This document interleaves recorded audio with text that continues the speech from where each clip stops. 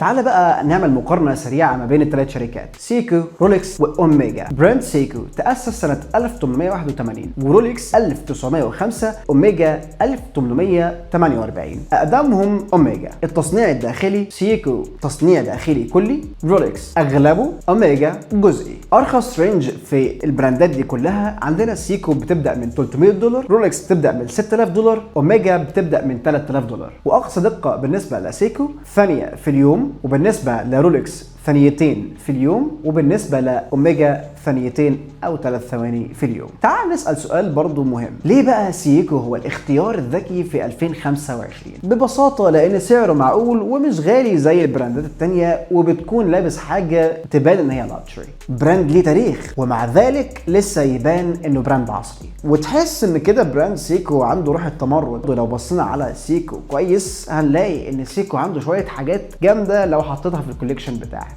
يعني ببساطة نقدر نقول ان السيكو هو البراند الكلاسيك الفينتج، ان مهما بقيت مودرن او بقيت ماشي مع الترند، سيكو هيرجعك لريحة ام كلثوم، للحاجة القديمة، للزمن الجميل. فبراند سيكو هو بيحافظ على التراث مع الحداثة والمودرنتي.